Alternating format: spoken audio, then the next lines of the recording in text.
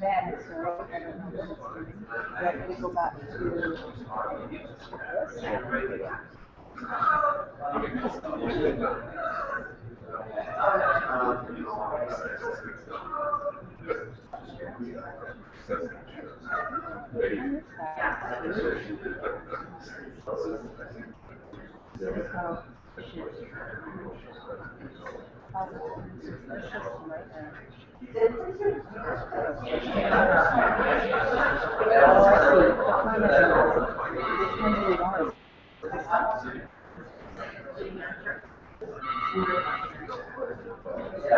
Is there a technical person here?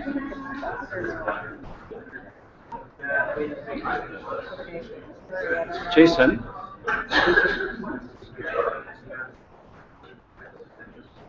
That's okay, Jason, thanks. Yeah. I think you're technical assistant. That's showing up on there.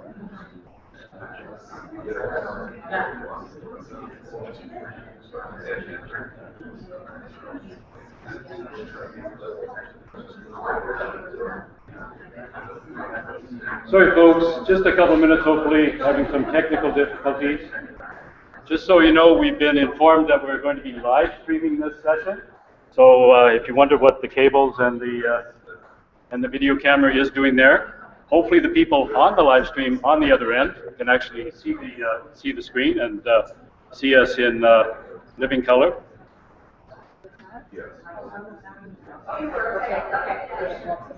There's our man right there.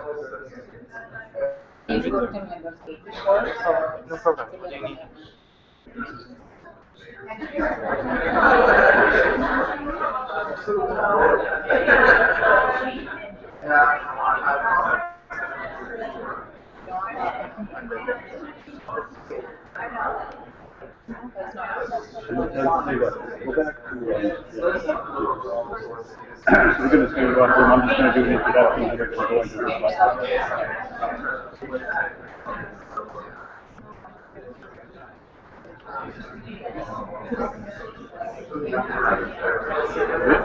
so then when we get up to that, the live stream becomes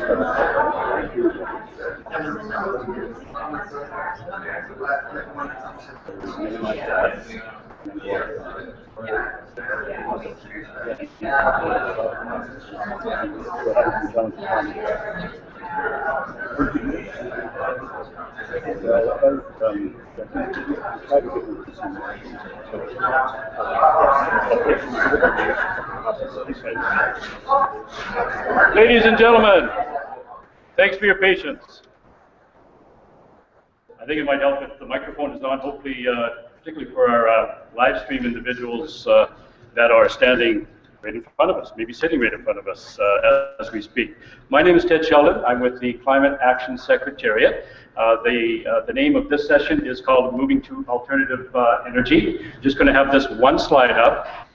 We're going to be kind of nimble on our feet here. So I'm foregoing my presentation, which was intended a bit of an overarching one from an international perspective. But given the nature of time, and not to cut into either our core presenters, and hopefully 10, 15 minutes, fingers crossed, to have for a discussion time at the end before we all have to rush off to, I think, the 11:15 time slot immediately after ours. So this session again is called Moving to Alternative Energy. We're blessed to have four wonderful speakers from different jurisdictions here with us today, on my left and to your right. And in order of presentation is Jim Andres, Office of Environment with the City of Edmonton, Alberta. Anna Matheson to his left, Sustainability Manager with the City of Surrey, BC. Stephen Smith, California Polytechnic State University, and just about to finish up his master's, so we might not be able to say that much longer in the future, Stephen. And then Richard Laszlo to my far left with Quality Urban Energy Systems of Tomorrow, and if you're in Canada, you probably know them as West. So just the one thing I will say on a subsequent slide, but we're going to switch over to Jim here in just a moment, is way we're defining alternative energy for the purposes of this discussion. Essentially, we're looking, it's often considered synonymous with renewable energy, but we're adding district energy into that construct. So it's as far as definitions are concerned, the Intergovernmental Panel on Climate Change, or IPCC, has defined renewable energy as any form of energy from solar, geophysical, or biological sources that is replenished by natural processes at a rate that equals or exceeds its rate of use. Renewable energy is obtained from the continuing or repetitive flows of energy occurring in the natural environment and includes low-carbon technologies such as solar energy, hydropower, wind, tide, and waves, and ocean thermal energy, as well as renewable fuels such as biomass. We're adding district energy, and we just recently finished in concert, Climate Action Secretariat in concert with Natural Resources Canada and led and undertaken by SFU, Dr. John Neibauer. We just finished, just freshly minted, the District Energy Inventory for Canada 2013. So if you have questions about that, want to get a copy, please just come up afterwards. We'd be glad to make that available for you.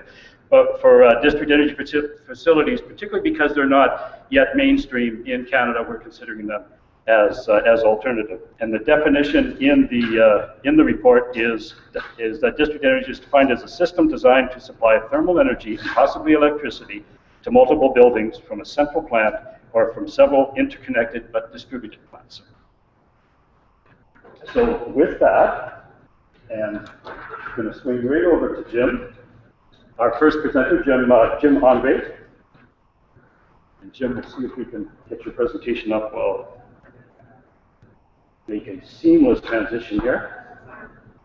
But although we have been having troubles,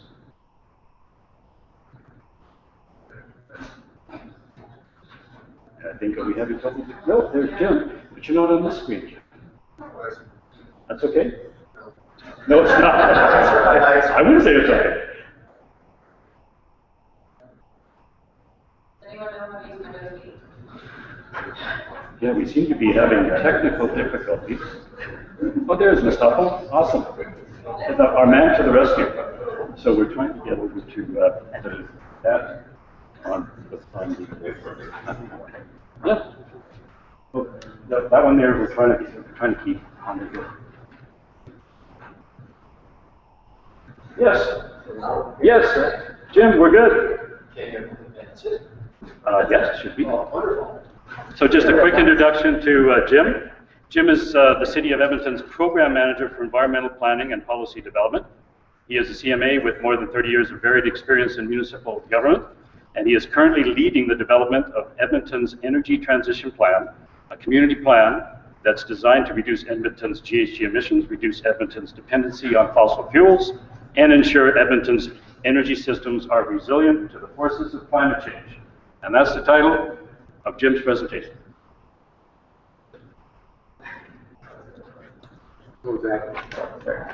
Well, thanks, Ted.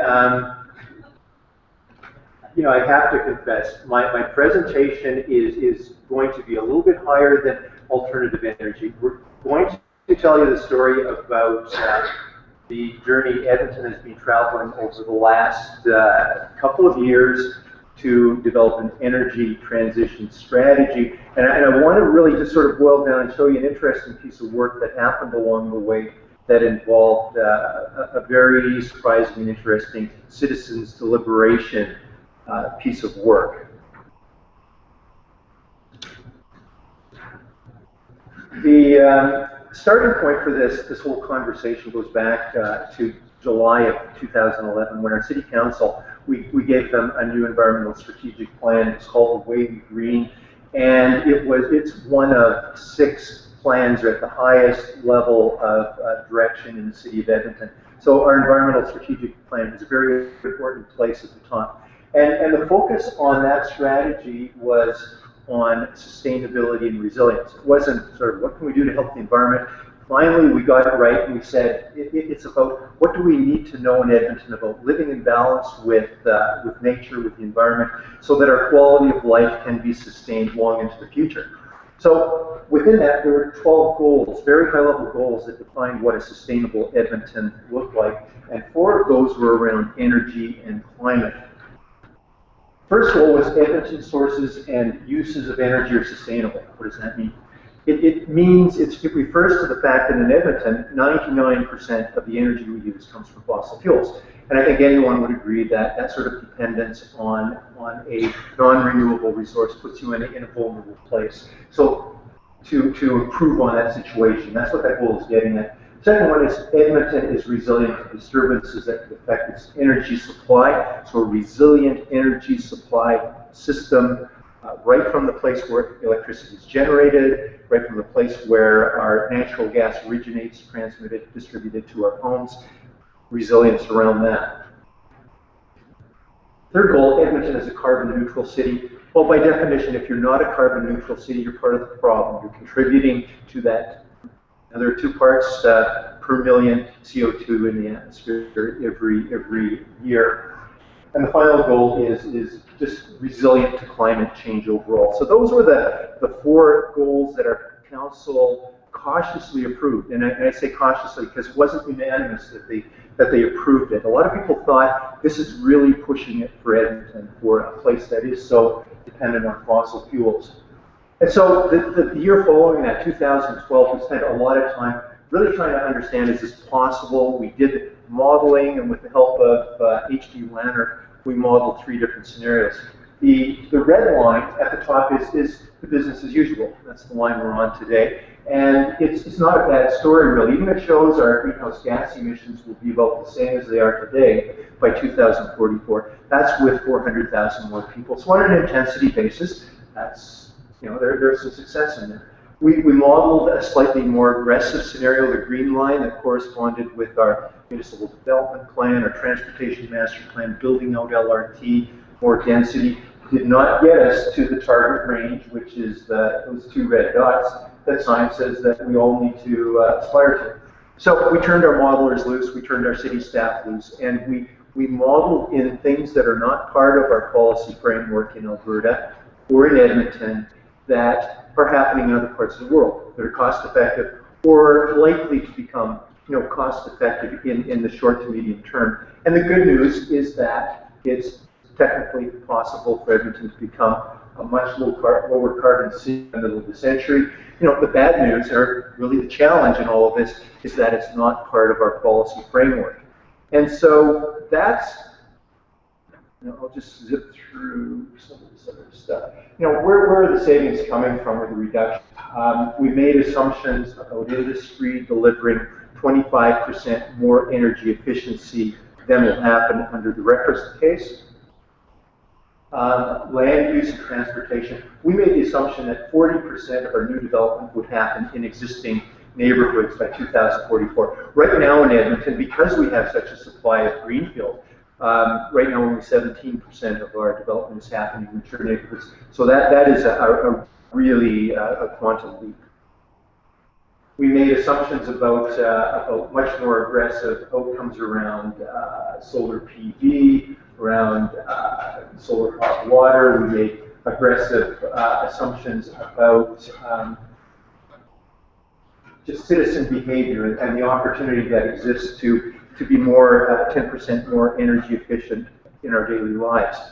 We made assumptions about greening the Alberta power grid. We made assumptions about electric vehicles, and the challenge in all of that is it's technically possible, but these are not things that are part of our policy framework today. So we sort of hit a crossroad here. We stopped and we said, okay, we really don't feel comfortable taking this as a strategy to council, saying this is technically possible, why don't we give it a go? Instead, we thought, obviously at this point, we need to have a serious conversation with our community. And of course, we had a serious conversation back when we developed in 2011 our environmental strategic plan. But now that it was becoming more specific in terms of what we had to do to become low carbon, we thought these are new ideas. We need to test them with Edmontonians. Council will need to know that. So we had a wonderful opportunity that came to us from Dr. David Kahane, a political scientist at the University of Alberta, who had federal funding to do some really interesting research on citizen deliberation, involving citizens in understanding the problem and empowering them to come up with recommendations. And so we partnered with them to develop a process that took 42 hours, 6 Saturdays, and it happened from October 13th to December 1st, 2012, and eventually went to City Council last year. The interesting thing in all this is that deliberation is not like focus groups. You've probably done that, or where you just consulted with citizens, you've invited them into rooms, you brought them into for a day workshop, you picked their brains. This is where you really invest time in educating people, bringing experts in to speak to them. And again, we brought in scientists, we brought in people from both sides of the argument in terms of this is an issue, this is not a big deal. We gave them an opportunity to discuss, debate. We had professional facilitators from academia from across the country and learning materials. So in the end, we started by recruiting. We knew that to have statistical validity, we needed to have 55 to 60 people. So we recruited 66 people. We knew there would be attrition, and we eventually ended up with 56. But again, this group needed to mirror Edmontonians. We needed to have 51% female, 49% male. We needed to have the right distribution of incomes. We needed to have ethnicity reflected as it was in the community. We needed to have all of those demographics, income, education, on and on. And the more interesting piece then is we also needed this group to represent the range of attitudes that exist in our community in terms of what do you think about climate change, what do you care about this. And so we surveyed 1,300 Edmontonians to get that baseline of what are your attitudes when it comes to these important issues. And we'd ask questions like, in the survey, you have no doubt heard that the Earth is warming over the last 100 years. Do you believe it's happening or not? And we found out that 81% of Edmontonians said, yes, it's happening, and the rest said not sure or don't know or disagree. And so we made sure our group reflected that. And then we asked a follow-up question. If you think it's happening, what's causing it?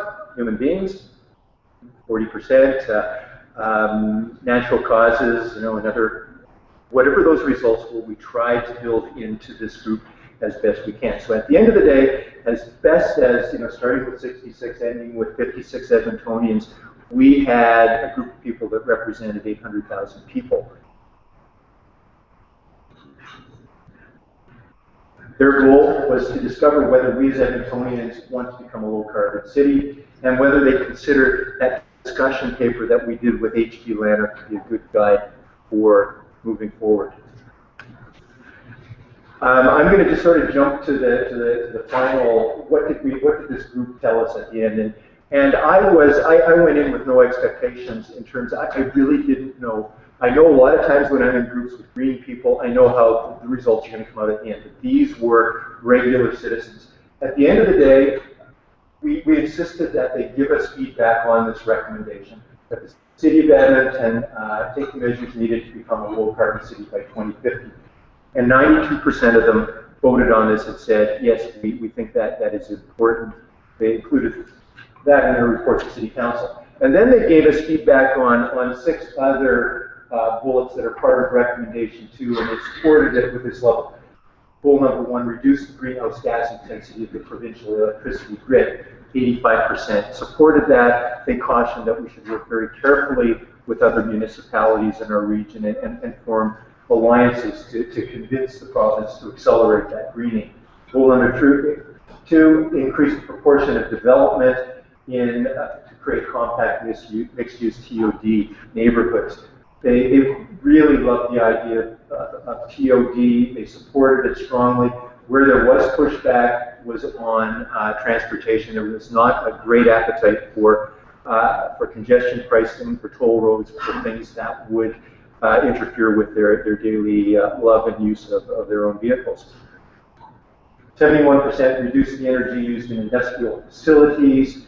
71%, they liked this, but they were cautious. Do not do something in Edmonton that is going to disadvantage us so that the result is that industry just moves across the invisible line into Strathcona County or Leduc County or somewhere else. So they say, make sure you've got a regional game plan for all of this.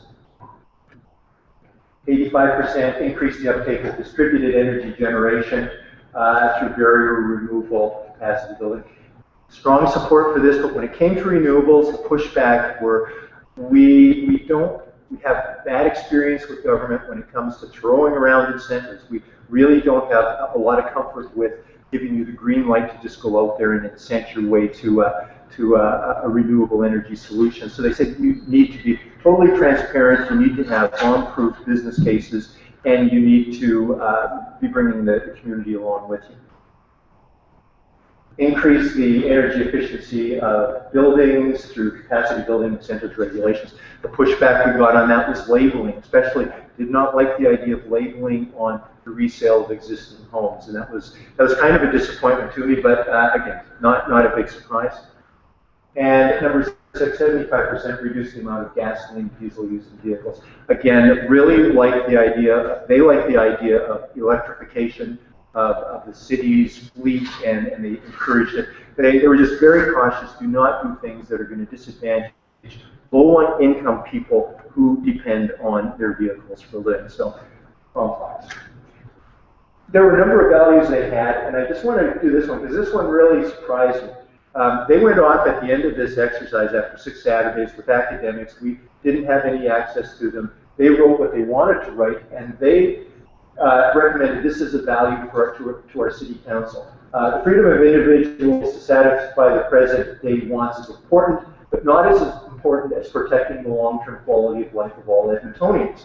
Where conflict emerges between these values, decision makers should be guided by the long-term quality of life of Edmontonians. Now, I'd expect that's something that would come out of a group like us, but I was really quite blown away that it came out of a group of average Edmontonians. That should be for all politicians. Like, that should be like, let's email them. Yeah, and so again, this will be, our council has seen this, they had a very good conversation around it, I'll tell you about that, but that will be something that we will continue to remind our council of. In terms of principles, costs and benefits, this group was very, very strong. You know, we don't trust municipal government, we don't trust any sort of government to be really wonderful fiscal managers. You need to be transparent, you need to have a higher standard of performance around costs and benefits.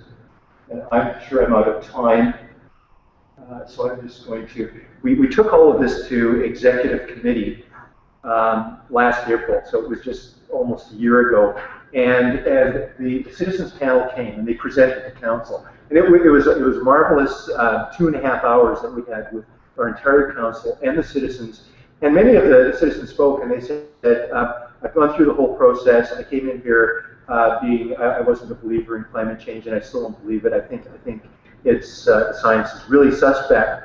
A number said that, but they said, but it's really a no-brainer that the world is changing, that there are some energy challenges that we're facing, and those cities and those communities that can figure this out and get at the leading edge are going to have an advantage. And that was the recurring theme that came through. And I think council went into it sort of wondering, you know, are these real citizens or are these just some greenies that have been planted here? But at the end, there was, city council really was convinced by this group.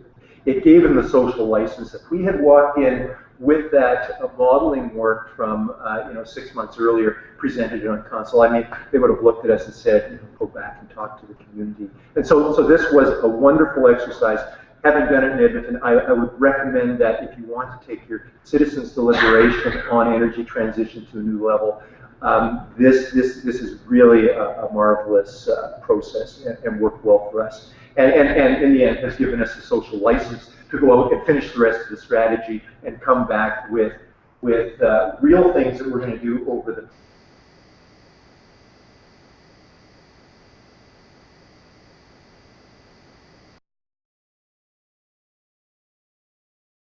If we invite it back to Italy, we'll tell you all about it. And the action items, and of course, alternative energy is a very important piece of that plan. So thank you very much.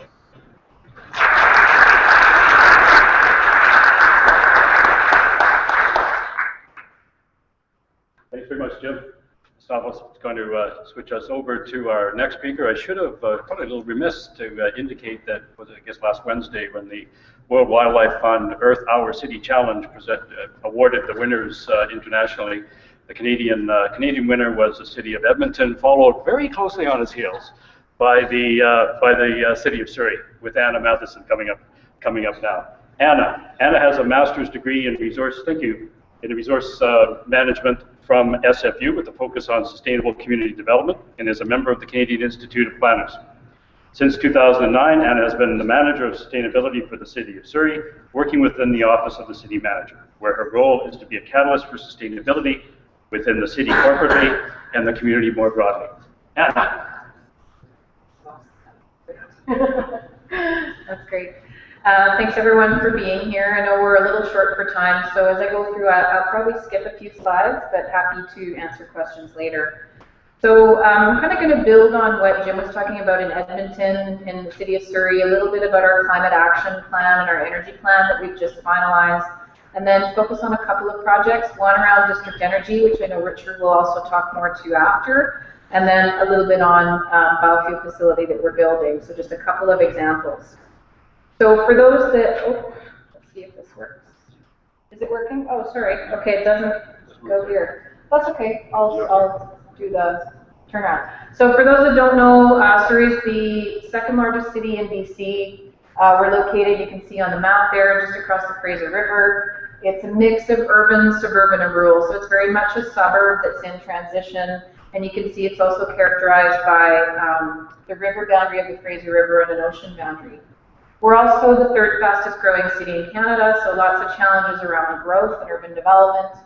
Population, you can see there, what that map really shows, it comes from our planning office, is that we're a city of town centers. Geographically, we're enormous. Surrey is a very large municipality in terms of geography, our population growth I've mentioned, and what that shows is really where people are living. So the population densities you can see in our 6 town centers, that includes our city center at the far north, that I'll speak to in a minute. And we have that greenish area is really our agricultural land. So 1/3 of our land is in the agricultural land reserve, and it's not entirely contiguous with the floodplain, but there's a fair amount of overlap.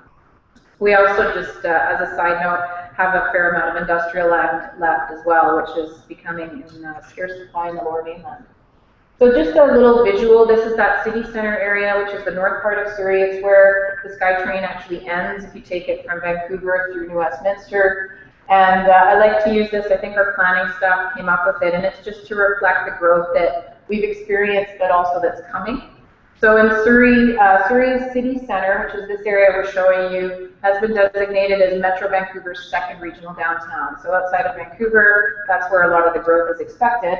And this is a little visual to show you what it could look like in 20 to 30 years. So these obviously are approved projects, but just to give you a sense of the kind of build-out that we're expecting. Why are we tackling kind of low carbon and climate action like a lot of other people? We have a sustainability charter. It's about 5 years old. It's similar, somewhat similar to the Wavy Green in Edmonton. It actually looks at the 3 pillars. So we have environmental, social, cultural, and an economic pillar in our sustainability charter. And our council approved it in 2008 as a 50-year vision for Surrey becoming a more sustainable city over that time frame. And I think one thing to note about the charter as well is when they approved it, they also approved it as the overarching policy document for the city, so it kind of functions as the city's strategic plan. It really is to be reflected in everything we do.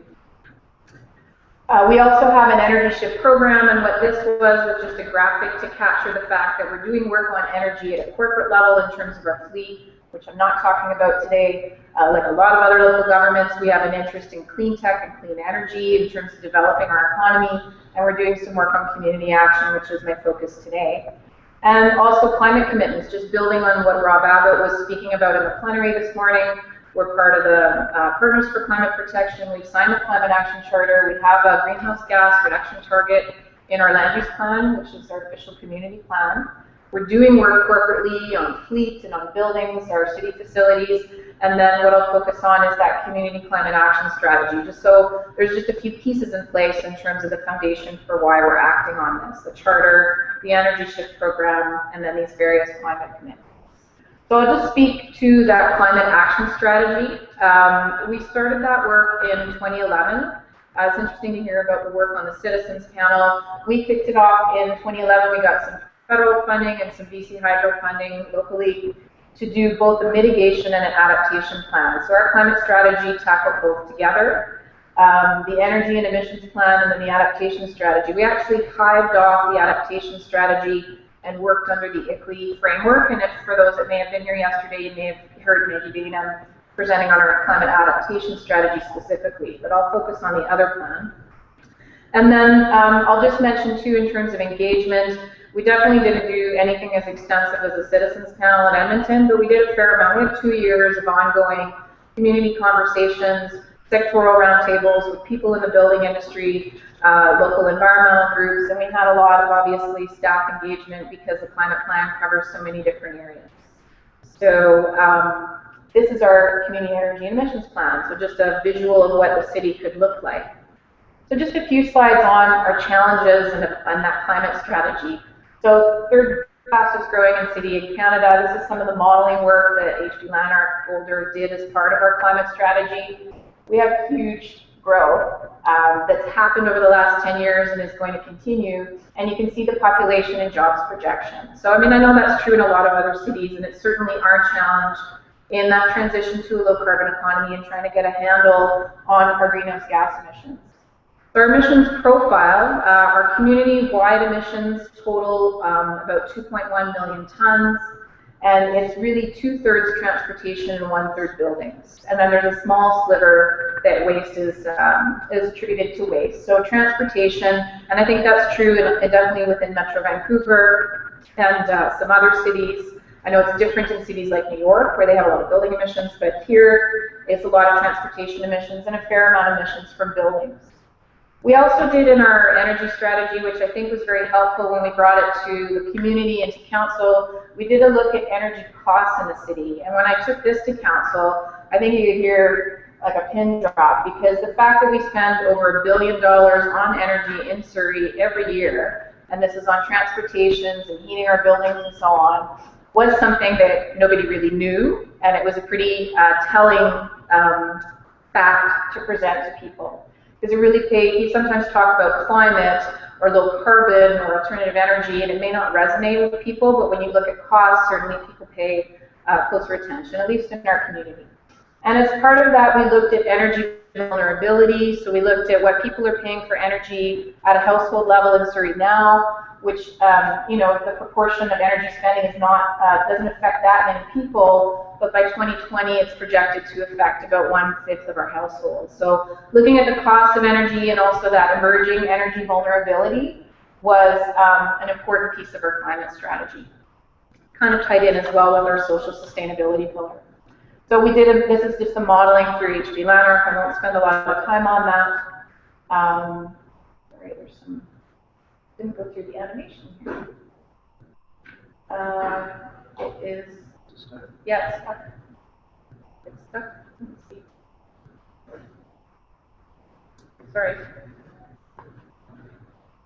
Sorry, folks, we did a drive one earlier. We thought we had it all down pat. Okay, I will just move forward here. Little X's. Oh, that's a big red X on something. So maybe if he can bring it up, I'll just kind of continue speaking. So really what our community energy plan, this was all the inputs to it, and what there's a big red X appearing on my slides. That's probably not a good sign. Let me just grab my notes and I'll keep talking. But basically the energy and emissions plan looks at the alignment between district energy, densification and land use, yeah, that's not a good sign, and transportation. And transit is a big part of that for Surrey.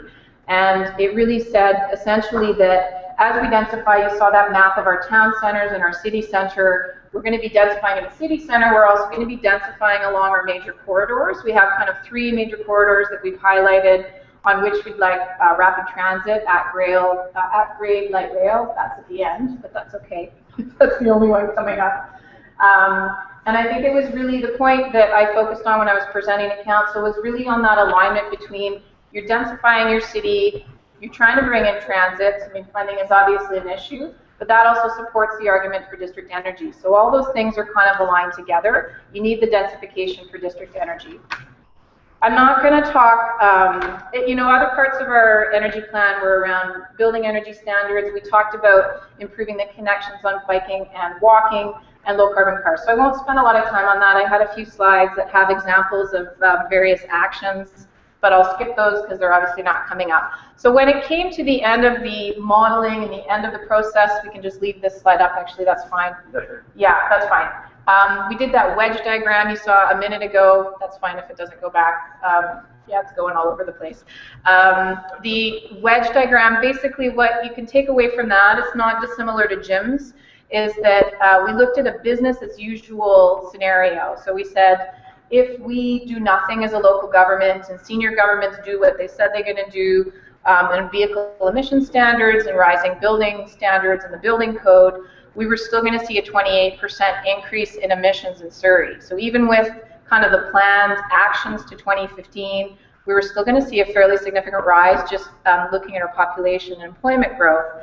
But with the CEAP, our energy and emissions plan, we were going to get that down 41% from the business as usual. So about half of that would be additional senior government actions, and about half of that would be attributed to actions that we could do as a local government.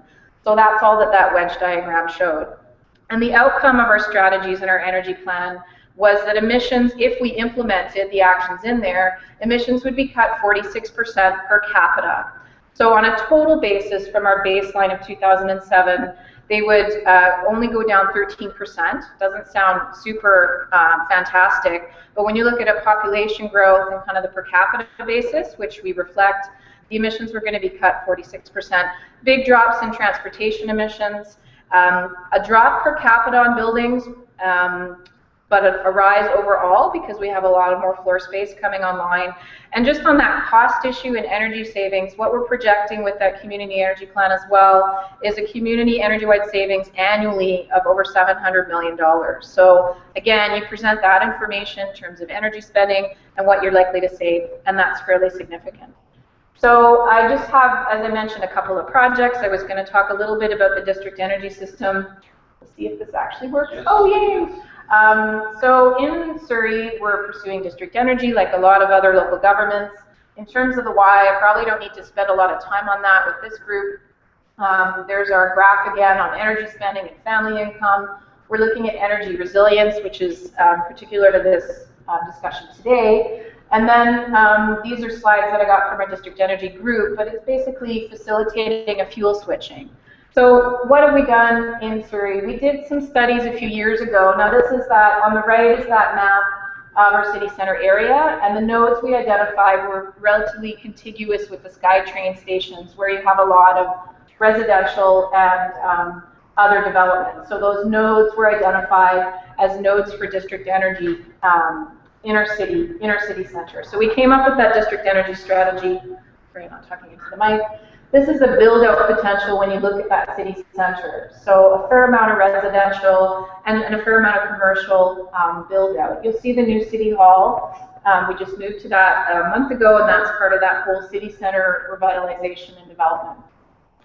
So what did we do on DE? We knew the build-out potential. We knew that alignment with densification.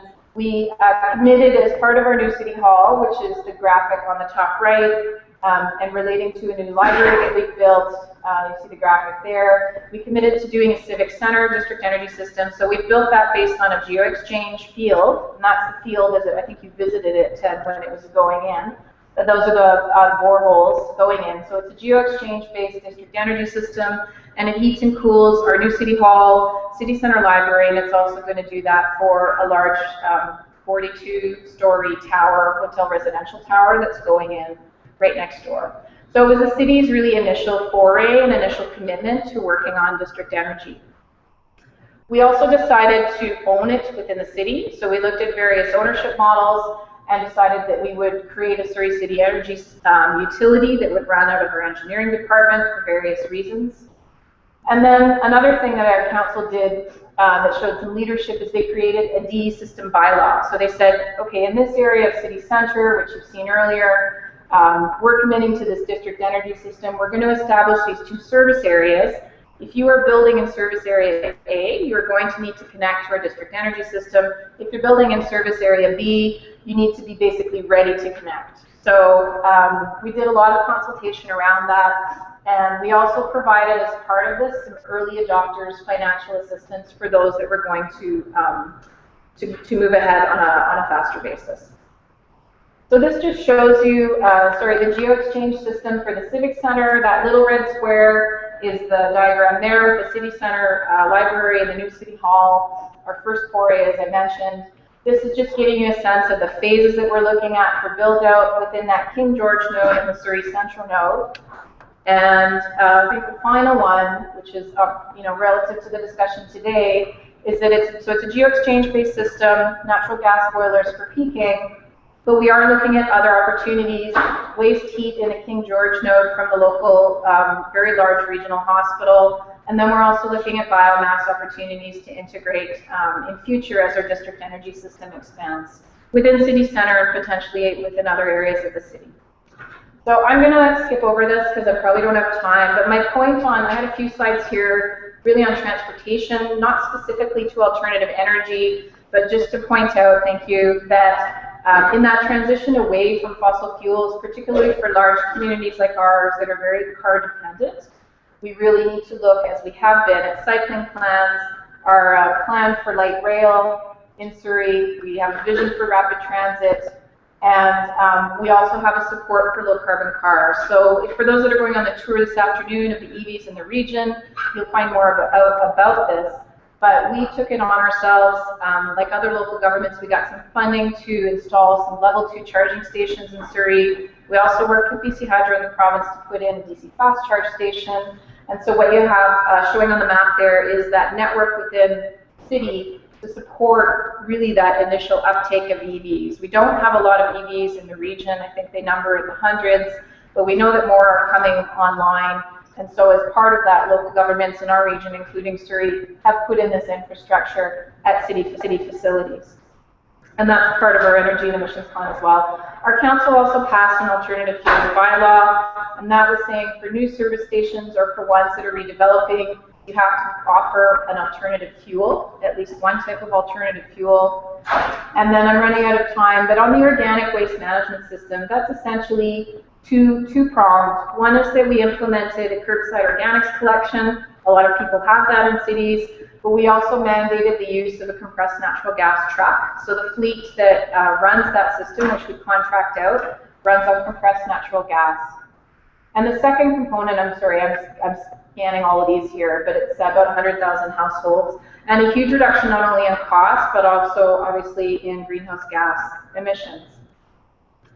The biofuel facility is the second component of that. So we implemented the organics pickup at our residential single-family households to start, and then we're working as part of a P3 project to build a biofuel facility in north part of Surrey that will basically take that organic waste as well as waste organics from the private sector and create a renewable natural gas from that will then power the trucks that do the waste pickup, and then the excess RNG from that will also be used hopefully within our corporate operations, in our buildings, and for other vehicles. So you can see there's a fairly substantial reduction in our corporate footprint as part of that.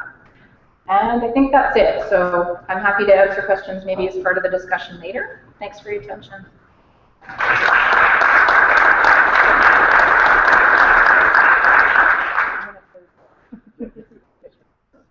Thank you very much, Anna. I think it's easy to see when you've got a committed mayor, strong council, staff, and albeit very limited staff, doing the kind of work that you just saw her roll through in a very quick fashion and be able to cover a lot of other activities. It's very impressive indeed. Thanks, Anna. So our next presenter, just coming up here, Stephen Smith. Stephen is a graduate student at California Polytechnic State University in San Luis Obispo, thank you, California. He is only months away from earning his master's degree in city and regional planning, focusing on environmental policy. In addition to the research that he is going to present with us today, Stephen is working with the Polytechnic faculty to track climate action plans across the U.S. Sorry, I was crossing my fingers for no difficulties on mine, but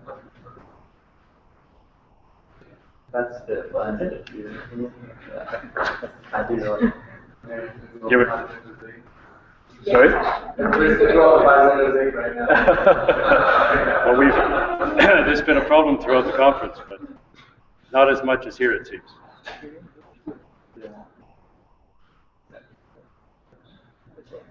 So we have two presenters, and then our wonderful Richard Laszlo over from Quest sitting at the far end. And we realized that back to back, there's 11:15 group that should be supposedly scheduled to come in here. Maybe we can hope they're a little bit behind overall timing, and then we might have a couple of minutes for questions. Good. Yeah, but can I do a full page? Yeah, but I have to scroll.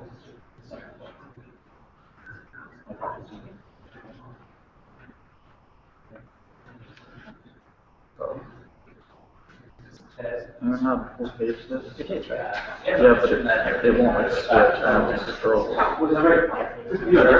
Thank you for our reconnaissance on the topic here. Thank you. Thanks very much. So as Eric from Quest was just saying, everything is moved back 15 minutes. So we've got till what, 5 o'clock, 6 o'clock tonight. So we've got a guest till about 11:30. So we should be good. Lower the anxiety level, raise the number of questions. No. Okay. There should be a way to do one page. I'm sure glad we have people that know what they're doing, even though we're still having some challenges. I consider myself a techno peasant. All right. You good? Awesome, wonderful. Thanks, Stephen Smith. Thank you. Whoops, I thought I had it. I'm just going to scroll down, sorry. Okay, so thanks everyone for being here. Very excited to be here. I'm going to talk a little bit about some work that I'm doing related to the use of solar energy and resilience planning at California Polytechnic State University, which is in Central California. So I'm working on this guide as kind of my thesis, trying to get a lot of resources out to local government officials and kind of explain why I think solar is a good alternative to traditional resilience efforts, the traditional fuels used in these efforts, and kind of provide a one-stop shop for some financing and some case studies and various things like that. I think it's important for me to talk about what is resilience. I was getting some advice for this presentation and someone told me never start with a cartoon, so I waited a few slides, and I have one now. This is, I don't know if Dilbert made his way to Canada, I'm not sure where he's from.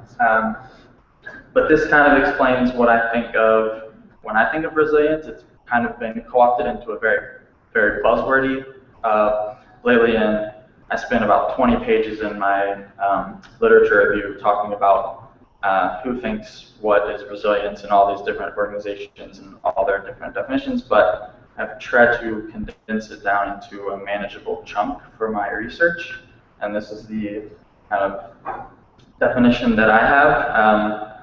So the ability of a community to adapt to ever-changing conditions by preparing, responding, and recovering from disruptive events.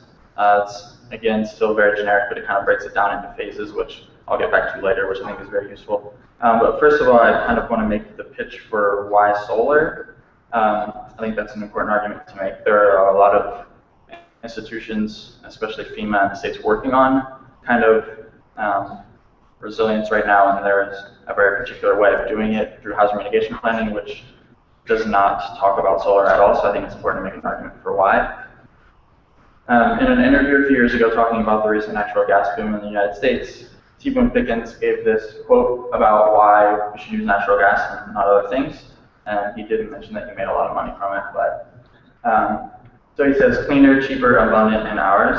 And I think if you take that same definition, but you add safer and more flexible to that, you also have a very good definition of why we should use solar energy. And I want to quickly talk about each of those.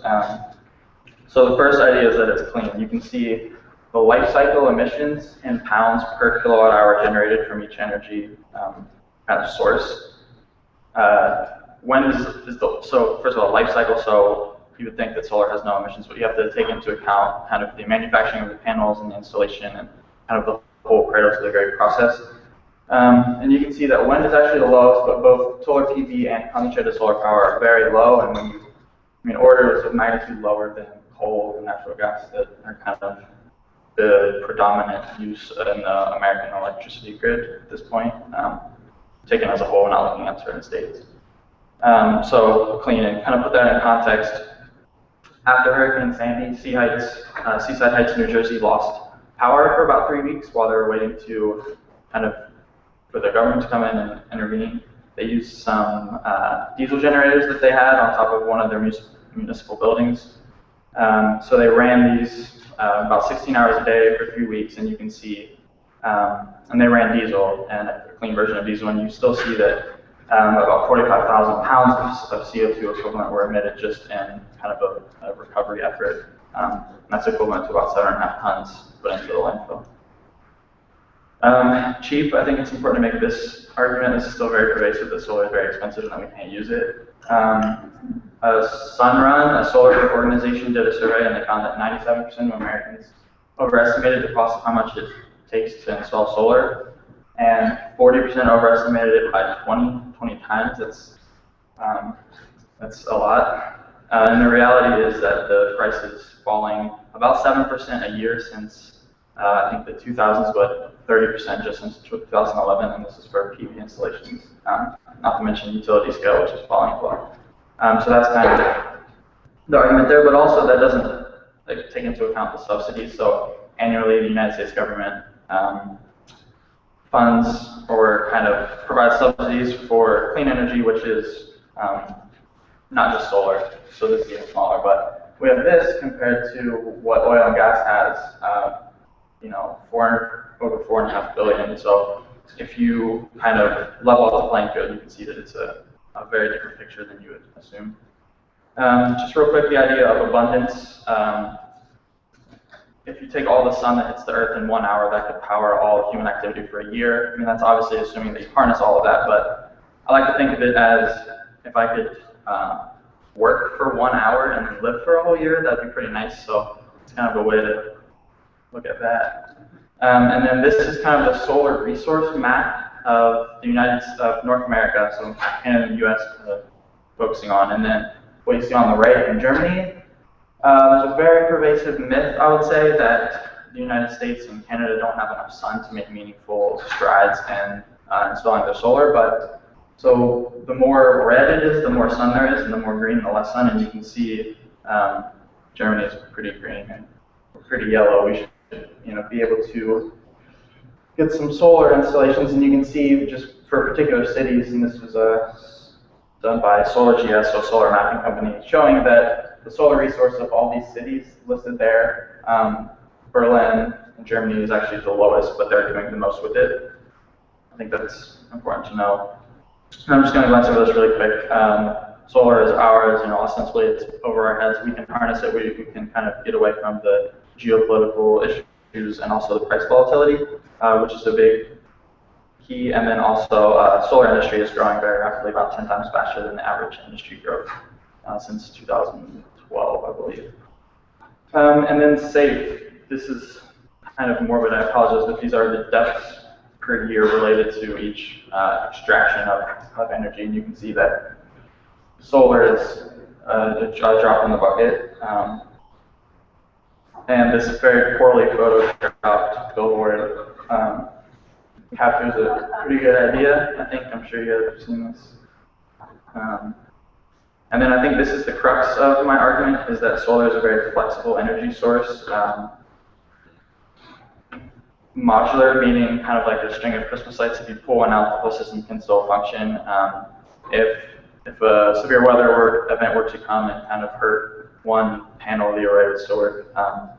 Island capable, it's capable of being on the grid or off the grid depending on kind of what your need and what inverter technology you choose to apply. Diverse applicability, you can put solar on a rooftop in the most dense city in the world, or you can build a huge utility plant. You can't really do the same with coal and other kind of energy sources. Solar can kind of really go anywhere in different contexts, urban and rural. And also it's very complementary. You don't need enough, to be resilient, you don't need solar to power an entire hospital. You can just have kind of to offset the critical load. So if, as in Sandy, when a lot of hospitals lost power, you can kind of use solar to just power their critical needs in kind of in an emergency response way. So again, back to what is resiliency, I think these are kind of 4 key steps, and I think solar can play a part in all of these kind of stages of resilience, which is kind of akin to emergency planning, I guess, in a sense. So as a mitigation measure, a lot of formal plans, a lot of climate action plans, hazard mitigation plans don't consider the use of solar at all as a mitigation measure, but I think given its clean nature and its reduction potential for GHG emissions, it's a very valuable mitigation tool. And also there are a lot of co-benefits. Ostensibly, if you can get financing on the front end, at the end you're getting clean and free energy. Also reduced emissions, better air quality, things like that, health benefits. Preparation aspects, so there's kind of focused on the municipality itself and then also community-wide, and I think solar can play a great role in the preparation of both of those. So looking at municipalities, their own facilities, looking at critical facilities and kind of assessing those and figuring out how you can use solar to kind of provide some backup power. Chicago and Salt Lake City have kind of listed all their municipal facilities and kind of prioritized the ones that are most critical, and they're trying to get some solar backup on those. And then to kind of spur community-wide development in the private sector, offering incentives and removing barriers can cause an uptick in how much solar you get in the community. In response, ever since the 80s in Florida, there's been a pretty good example base for how you can use solar in emergency response activities. Mobile solar generators, the private sector is getting into, I think it's NRG is building mobile solar generators to sell to cities to have on site when the power goes down temporarily. Particularly in hurricane response in Florida, solar power and street lighting, solar powered water purification. Boston has evacuation routes powered by solar, so when you need to leave the city, if the grid goes down while people are kind of queuing to leave, you still have some power, and also fueling stations. The recovery, not as much kind of literature on this, but Greensburg, Kansas, a few years ago was kind of decimated by a tornado, and they took that as an opportunity, as the mayor said, to kind of leave a legacy for the future. And they had no solar power before, and now they have an ordinance to have solar access on every single building, and every new municipal building needs to be LEED certified, and solar is a big part of that. And also IKEA worked with the UN in Ethiopia for some disaster relief, and they had some kind of modular solar housing that they rolled out. So in kind of contrast to the typical like FEMA trailer that you would think about as emergency housing, they have these houses that allow people to also not only just have a shelter, but also to have some power to charge communication devices and kind of have hot water and things like that. I think the key aspect that I want to talk about is how to fund it and kind of some real world examples that are out there of what I'm talking about.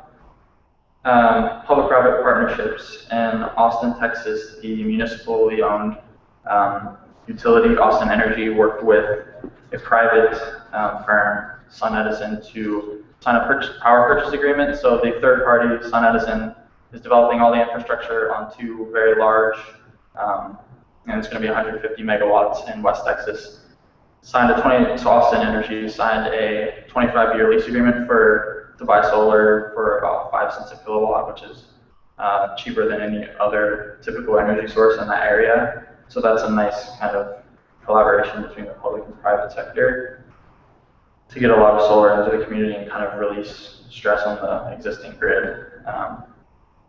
Utility funding mechanisms in Tucson, Arizona, another municipally owned utility, Tucson Electric Power, started the Tucson Bright Community Solar Program, where they funded the development of a solar array on the University of Arizona campus, and they sell that power in blocks to community residents. So for the residents, it allows them to not have the upfront costs. They don't own the system. The utility owns them and leases the system to the owner, and then sells them the power in blocks for, I think it's 2 cents a kilowatt more expensive than it would be if they had the regular power So it's at a premium, but it kind of provides a clean energy source, and that's entirely utility funded.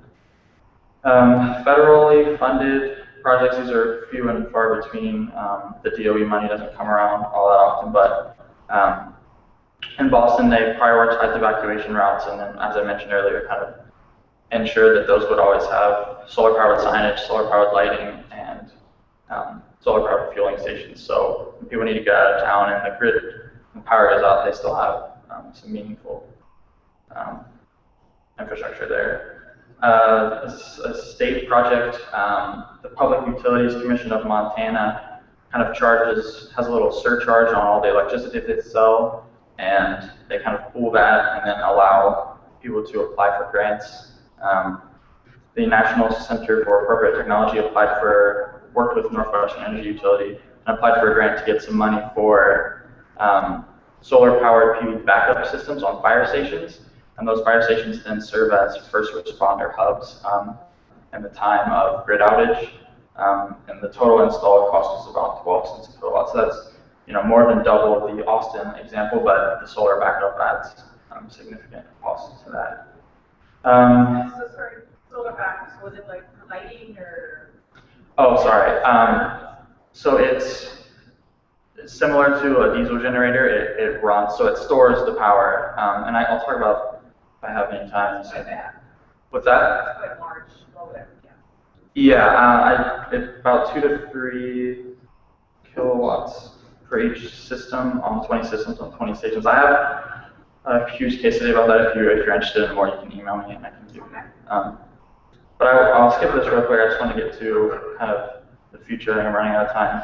A lot of states in the U.S. are starting to think about challenging the net metering agreements, which is going to be an issue for kind of residential and commercial customers that want to install solar. If they can't get a benefit from net metering, that's going to potentially drive down how much solar we see installed. Federal incentives are set to expire at the end of 2016.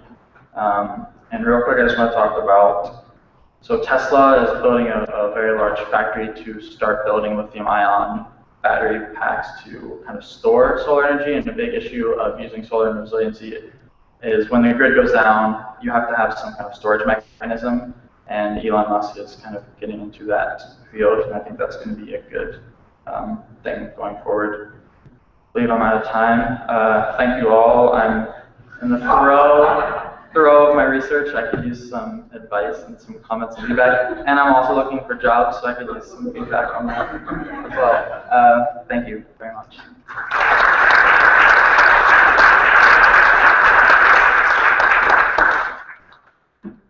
Thanks very much, Stephen, and thanks, Mustafa. I'm sure this time around we'll go through seamlessly into the last presentation. Obviously, certainly if I have any questions about solar, I know who I can pick up the phone and give a call to. And if you have any job offers or have any questions, please leave your business card with me, and we'll make sure, or with Stephen, and we'll make sure you guys connect. Anything we can do to steal talent from the United States up into Canada, hey, let's do it.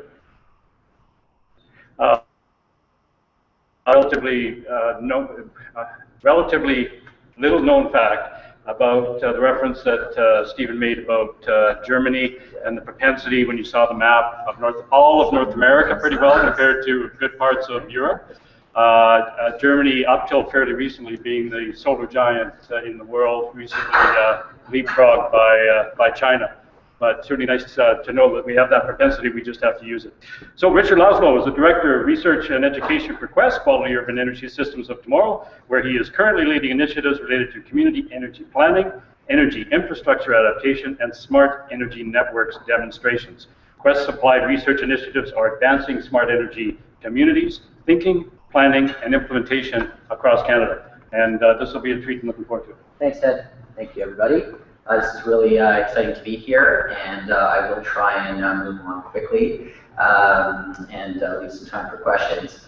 I did want to start by saying that this is an incredibly exciting time to be working in the energy field. And I know sometimes it can be a bit doomy and gloomy, but we really are in an exciting time right now. We're seeing a large disruption of the energy system probably the largest one since the internal combustion engine at the turn of the 20th century. So this is a very exciting time. So my presentation, I'll quickly talk about Quest, Quality Urban Energy Systems of Tomorrow, for those of you who might not have heard of us. I'll talk a little bit about smart energy communities. I've got a quick video I'll run through and show you some examples of what a smart energy community looks like. And then I'll talk a little bit about heat, the forgotten part of the energy system, and roll through some key initiatives. So Quest, we're a national nonprofit organization, and we're advancing smart energy communities. We chose smart as the adjective because really it encapsulates sustainability, efficiency, reliability, resiliency. We have a number of independent provincial caucuses across Canada, and Ben Finkelstein is here. I'd like to say that he's taken over as chair of the British Columbia caucus, so if you want to get engaged, please speak to Ben. We provide support and tools to local government, utility, and real estate developers. And those are our three main audiences that we work with. They're the ones who implement, they're the ones who build and operate systems. But we also work with the enablers, the provincial governments, the nonprofits, the other organizations in the ecosystem that help make smart energy communities a reality. So, explains what a smart energy community, what we mean by that. And please work. Canada is made up of over 5,000 communities. These communities account for 61% of energy use and more than half of all greenhouse gas emissions in Canada. Herein lies our opportunity. Let's make our communities into smart energy communities. In so doing, improve energy efficiency, cut costs, and reduce greenhouse gas emissions. So what does a smart energy community look like? First, conventional energy networks get integrated. That means that the electricity, natural gas, district energy, and transportation fuel networks in a community are better coordinated to match energy needs with the most efficient energy source. When conventional energy networks are integrated, it opens the door to innovations like alternative fuel vehicles, energy storage, waste heat capture, and combined heat and power. Second, a smart energy community considers land use, recognizing that poor land use decisions can equal a whole lot of energy waste. Third, a smart energy community harnesses local energy opportunities. These can be stock opportunities like solar, wind, and geothermal, or they can be opportunities that are tailored to a community, like water source cooling, sewage heat capture, biomass for heating, and capturing biogases for electricity and transportation fuel. Every community will have its own unique mix of local energy opportunities. Together, they can achieve significant energy efficiency improvements. Integrating conventional energy networks, making smart land use decisions, harnessing local energy opportunities. Quest, advancing smart energy communities in Canada. There you go, and I've got my colleague Eric Campbell over there to thank for that presentation, whether you like it or not. Thank him.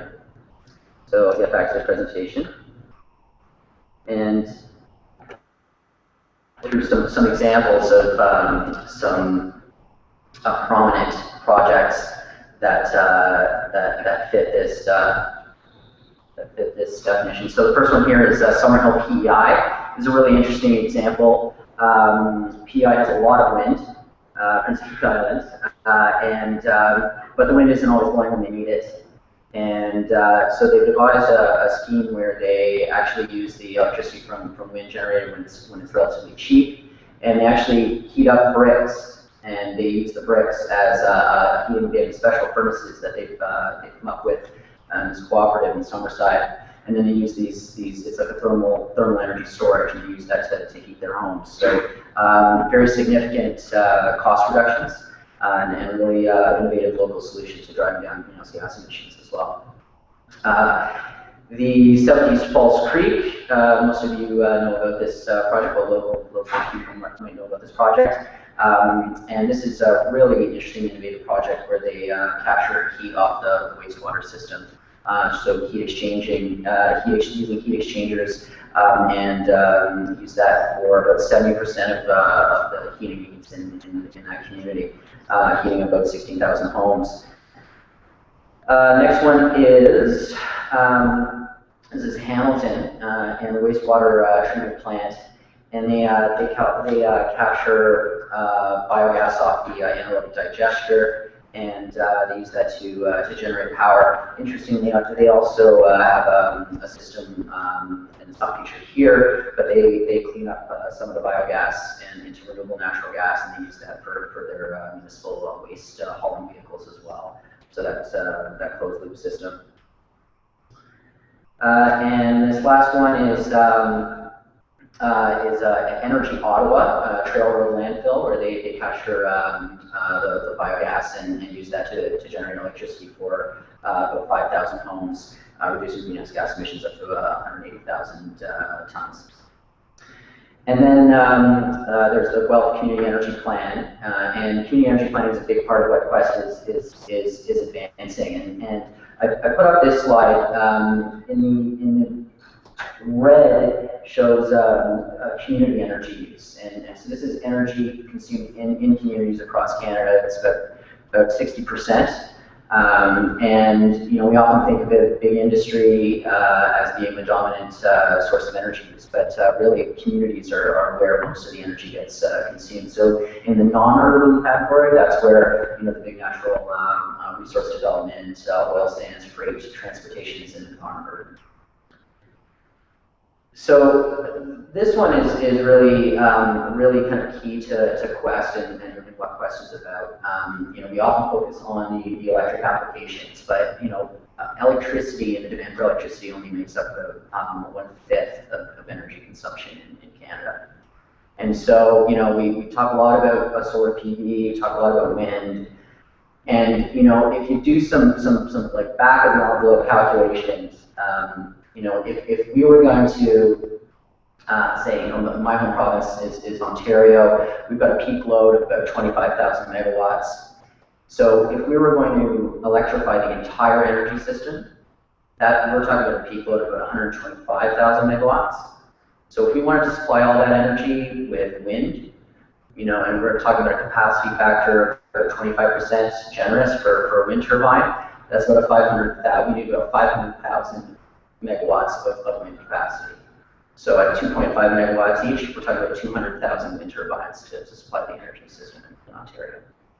So those numbers are pretty big, and it means that we need to think about things differently, and we need to think about heat as a central part of how we design our energy systems. So that brings me to resiliency and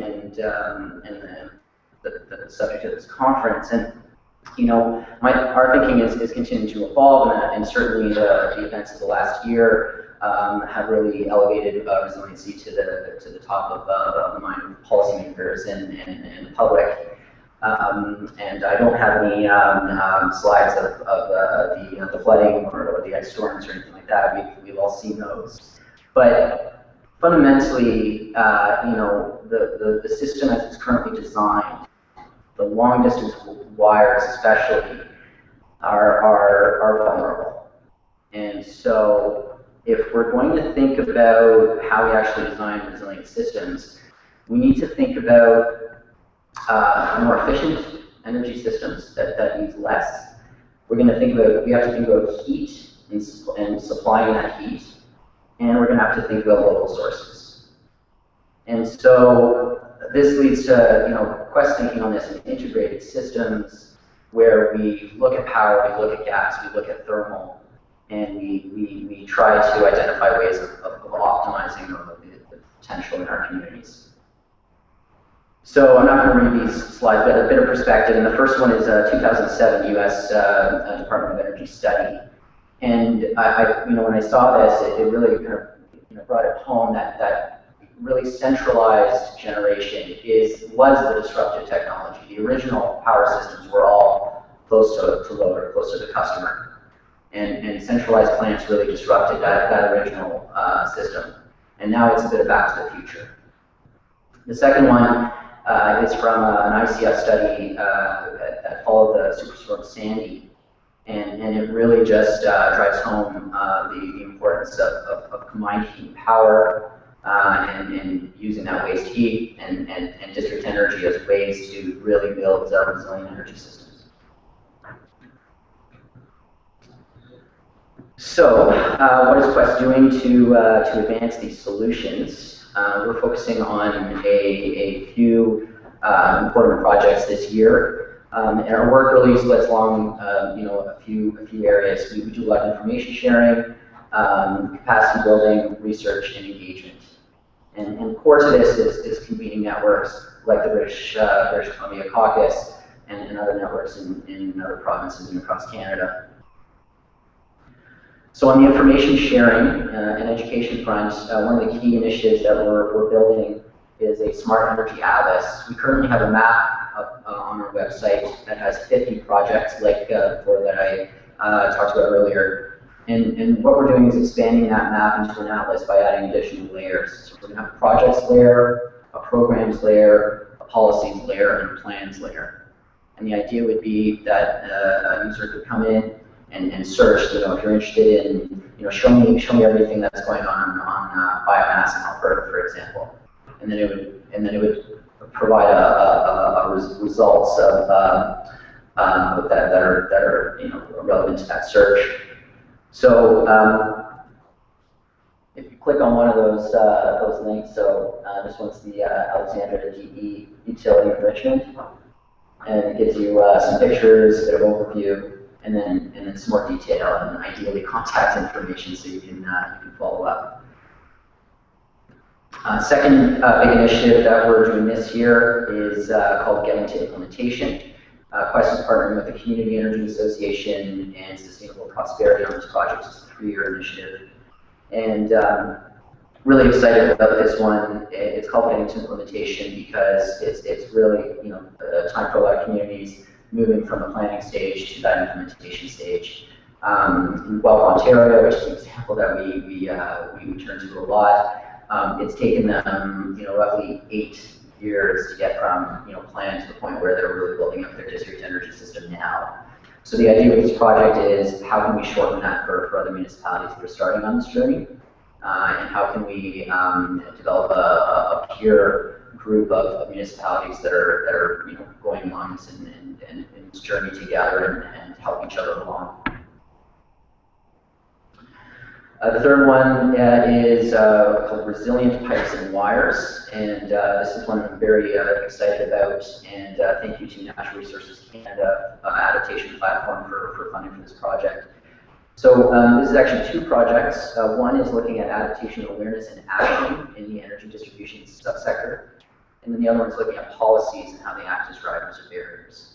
So this one's really exciting to me because we're partnering with the Canadian Gas Association, the Electricity Association, and the District Energy Association. And they do work together sometimes, but very often the interdependence of the energy systems is lost. So we think about like say the ice storm that happened in Toronto recently. Well, we think of that as an electricity issue. And Toronto Hydro did an amazing job actually dealing with it, and it was having lived through that, I couldn't believe the size of the trees that were down even in my area, which miraculously had power on. But the thing that struck me was that most people's gas furnaces weren't working, and of course, being in the energy sector, I'm the informal energy expert, all my friends and family. So everyone's calling me, asking me, well, why is my gas furnace not working? So it's as much the gas industry's problem as it is the electricity industry's problem because their customers aren't getting their gas service. So what I like about this project and I'm excited about it is we're getting these groups together to talk about interdependence of the energy systems as a key issue. And last but certainly not least, our conference and trade show is happening later this year. Eric Campbell over here is our coordinator for the conference. And if you have any questions about that, we'd love to talk to you and get involved. And love to see you later this year. Thank you, everybody.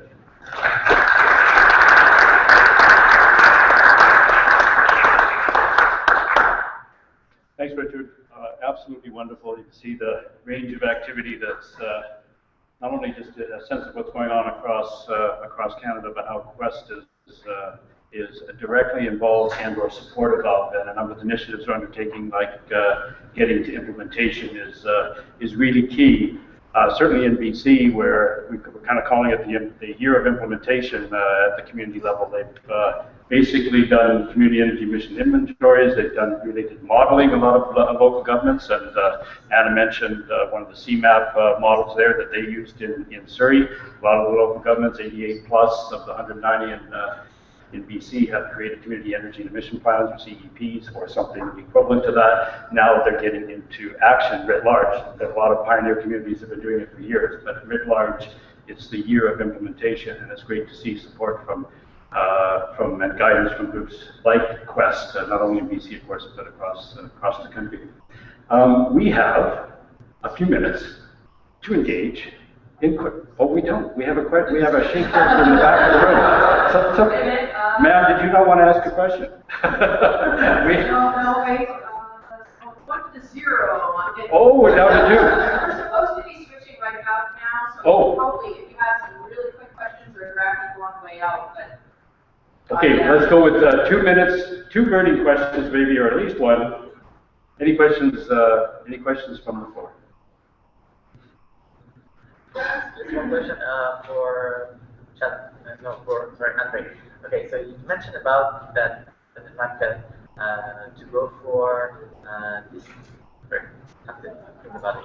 In terms of there's no technical challenges to go for the options that you mentioned in Edmonton to kind of implement those policies, but what are some sort of social, cultural, and economical challenges to go for it? Because technically you said it's definitely doable, but what are those challenges?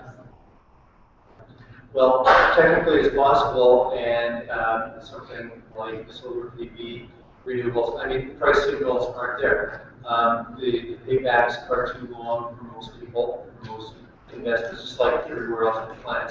So the price signals are working for us, and at the end of the day, it will require, I think, some form of it will go beyond education awareness, capacity building. It will get into incentives and get into regulations. If you want to travel the low carbon path, very quickly you need to be getting to incentives and regulations. Question in the back? This is for Richard. I was wondering if Quest is doing any work in the U.S., and if not, is there a comparable nonprofit organization that's doing more work? So we are slowly expanding, I guess, and making contacts in the U.S. No, there is not a comparable organization. The closest ones are Eco District in Portland, the Association for Energy Efficient Economy, or SNC in there somewhere. So there's a few, but no, nothing quite like it. And I don't know if it's quite cultural, but it really is. I mean, it really requires a strong kind of collaboration and willingness to get together and have some of those difficult conversations. And part of that, we couldn't get into too much today is, the whole distributed generation place that we're going to is going to require a number of really difficult conversations.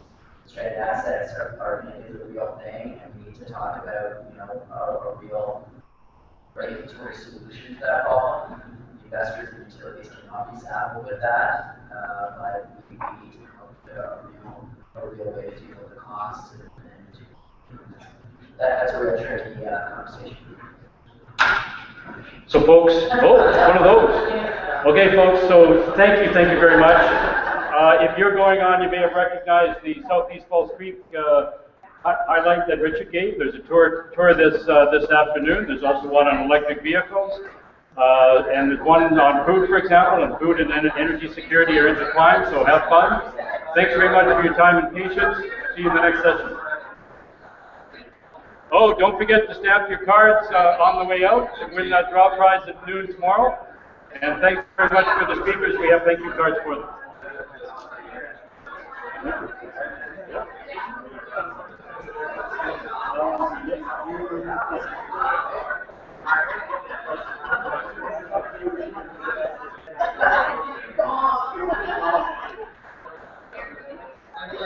Awesome.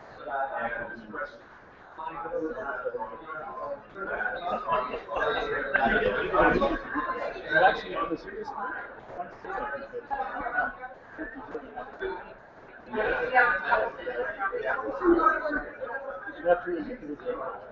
I'm sorry, you're going to and what part of the station? and multitasking.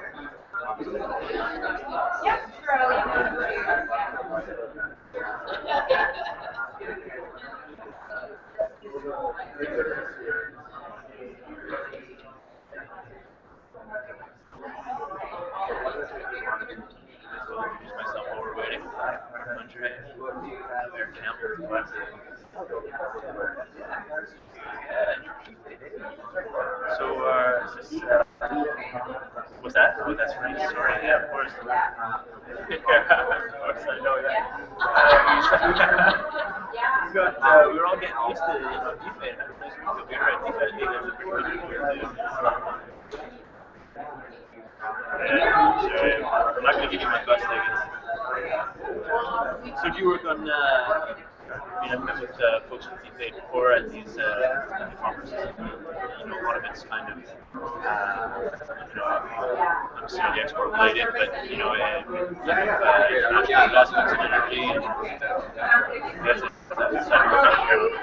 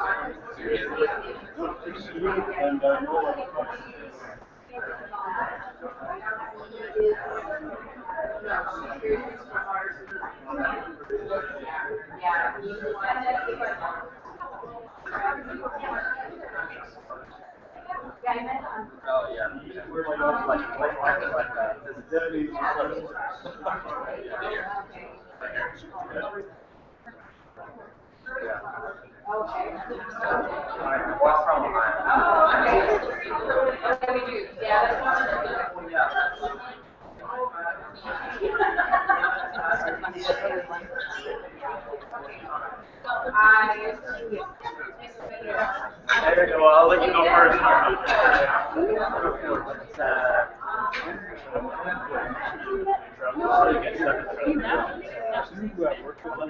No, we're not together. I'm not like that. So I'll let him go first.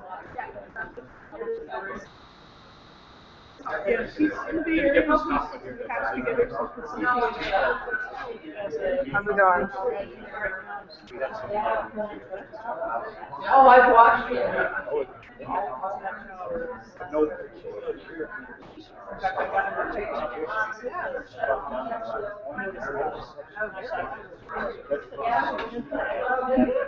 Oh man. No, I do what you're saying. I know, but it's just most of my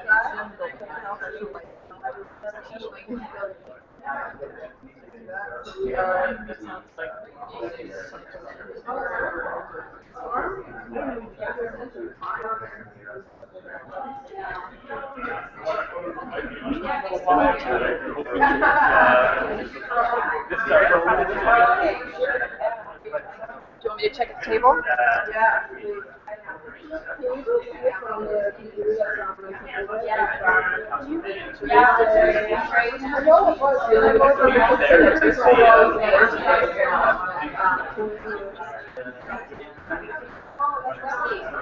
Day 2 second session. It just says stage 2. Yeah, well, we'll mess around. Let's go.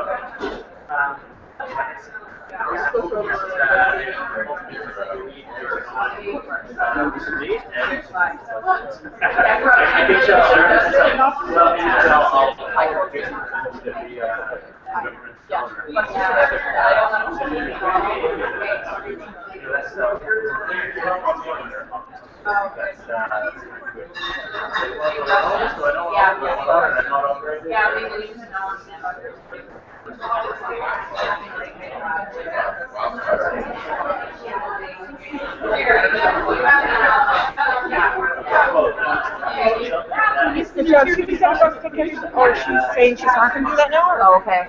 No, somebody else did all the presentations. Gone. Hi. I say, oh. Yes, I heard you talk to you. I just saw it. Are you out? I've heard your name for years, and I've never met you. Yeah, because I don't know why we haven't run into each other. We need to get out of your way here. You do guys. And that's so awesome there.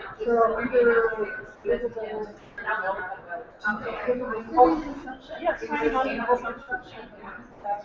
Do you have a minute that we can talk to you about? Yeah. Is that one with Allison as well?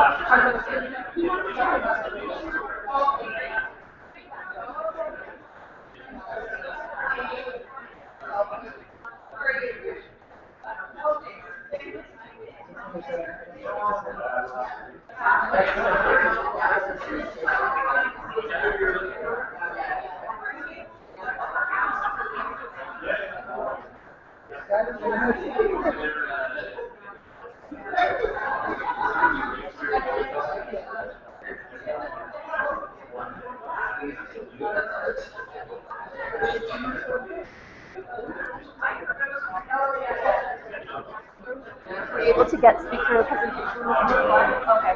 Are you listening?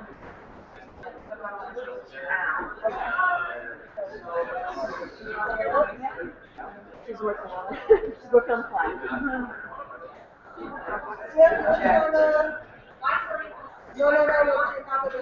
They're missing. They're in my head. Yeah. They're in the check button or something. I don't.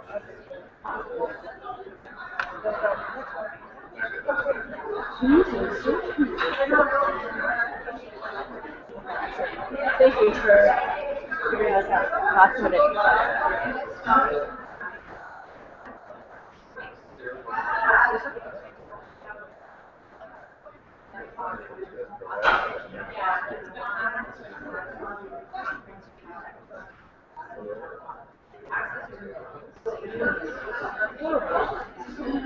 Yeah.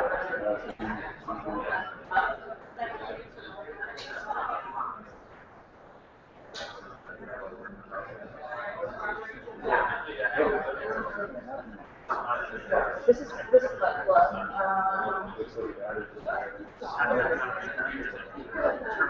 Well, this is new. No, it's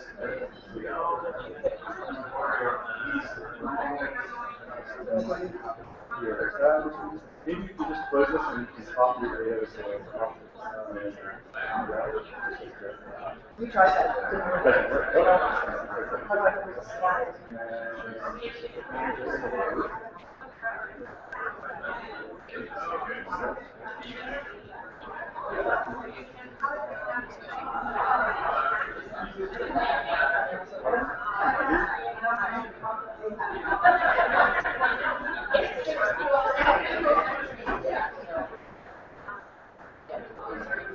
Can you grab my thank you cards out of the envelopes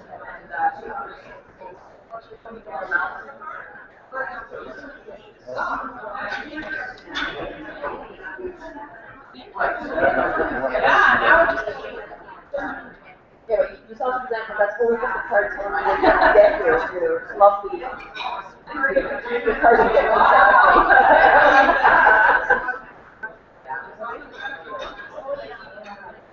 have them all. Except for Dan. Okay, because I have them. I don't know. Where's the? Yeah, I have them on here. What's that? Where is it?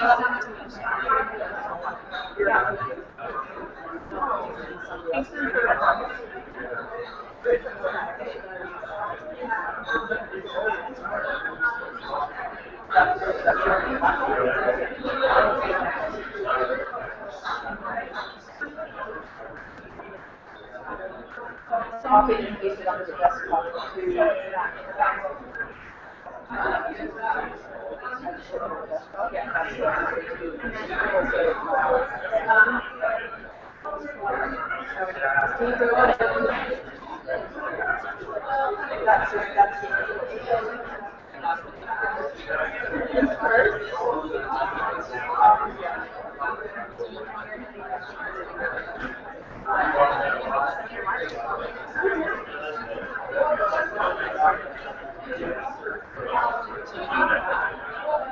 Alright, so